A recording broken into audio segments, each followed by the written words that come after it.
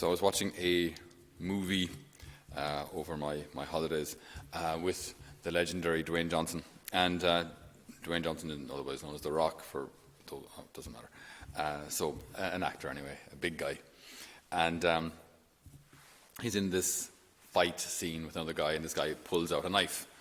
And so Dwayne reaches around to see if he can find anything equivalent, and all he has is a banana. So he picks up the banana and kind of growls at your man sternly, as if to say, now I have you, you know what I mean, with this banana. And obviously it's a comical kind of a fight scene, but obviously he defeats your man with a banana. So a couple of punches, chops, and then banana down into the mouth kind of thing, banana down the throat kind of thing, and then your man chokes. Although he didn't die, no actors were hurt in the making of this scene. But the point is, it wasn't the weapon that was so successful, it was in whose hands it was, you know. That's the kind of the point of the scene, that this guy is so good, he could beat you up with a banana. And that reminds me, just when I heard today's readings, like, we're only earthenware jars, you know.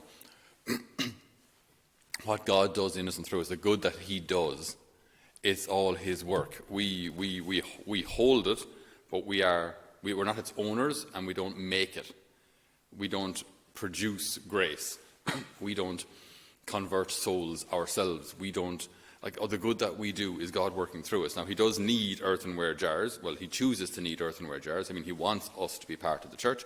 He wants us to bring his words to others. He wants parents to pass on the faith. He wants pastors, priests, religious to teach the faith and to be a lived example of it and so on. So he chooses to have us collaborate with him, but he's the one who does all the work. He's the one who does all the heavy lifting. We're the instruments in his hands. And there's something so, freeing about that, and something so humbling about that at the same time.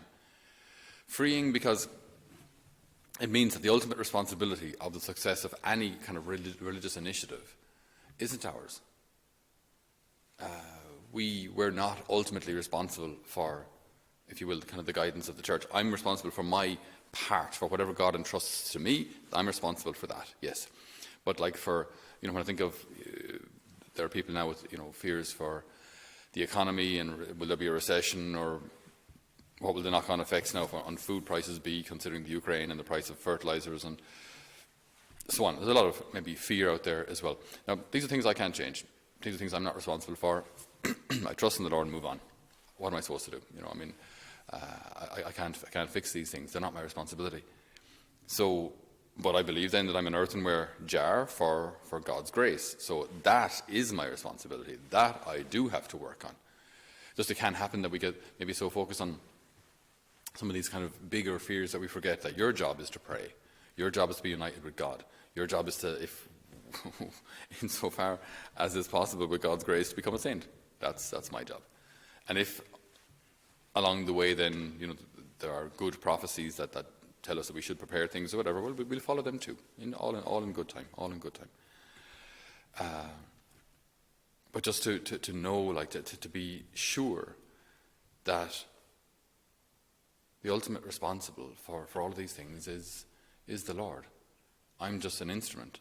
Now, I say I do have to do my part and don't pose any resistance, which we're wont to do, which fear might cause, or which reluctance or cowardice or whatever it may be, might cause us to pull back and say, Lord, are you sure you're asking me to do this? Because this doesn't seem at the right time, or this seems maybe a bit too much to bite off right now.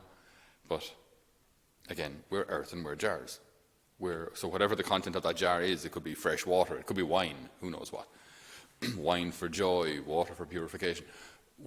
We're not the content, but we are the containers.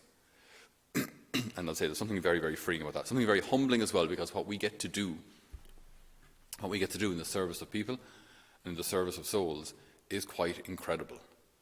And this is, again, for everyone, the lay and religious alike.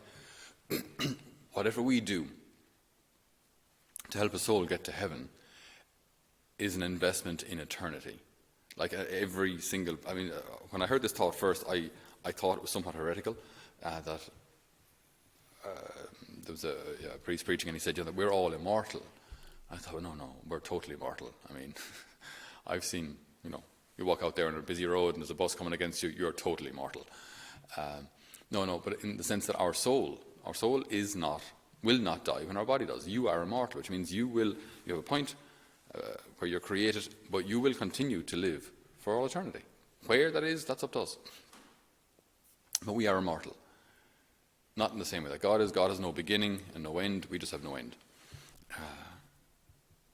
So we are immortal. So whatever we do to help a soul get to heaven, you're assisting them, carrying them in some way, guiding them, directing them, maybe consoling them, to getting them to turn away from maybe a path that won't lead them to heaven. And whatever you do to help a person get to heaven, you are investing in eternity, their eternal salvation, the salvation of their immortal soul, which is just phenomenal and so humbling, because who am I to help any soul? Who am I to help anybody else? It's just so humbling. I am the container. God is the content. Well, God should be the content if I'm doing it right. We're just earthenware jars. And God can do such amazing things, even through broken people. Again, it's His work. It's His grace. So, yes, the earthenware jar may be a bit dirty on the outside, may even have a couple of cracks, maybe even it has a crack that goes halfway down, so it can only carry half as much as it should. But it can still do good. It can still do good. I remember there was a priest friend of mine who used to go on pilgrimages, and the pilgrimage organizer was a difficult kind of character, actually. And if I'm honest, he recounted to me that he was quite a vain character. He liked being the pilgrimage organizer. He liked being the boss. He liked saying, "So now, sit down, listen to me, and I shall bequeath unto thee the program for today." So he liked being the centre of attention. And yeah, so there were other kind of issues about that kind of vanity, if you will, of being a pilgrimage leader. But so many people were helped greatly during those pilgrimages. There were some massive conversions. There were people going back to confession who hadn't been in 20, 30 years. There were healings of families, healing of memories. There was all sorts of stuff. And it was just a real example for me, as he told me the story, just a real example for me that God can work even through broken people. That gives me great hope, because none of us are perfect. So we thank the good Lord for this privilege of being called to serve Him, despite our brokenness and our fragility and our woundedness and all of that.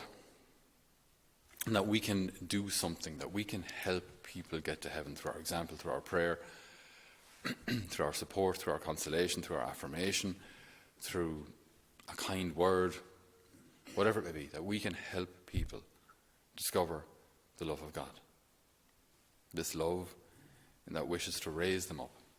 This love that wishes to dust them off, clean them off. And this love that wishes to be with them for eternity in heaven. Amen.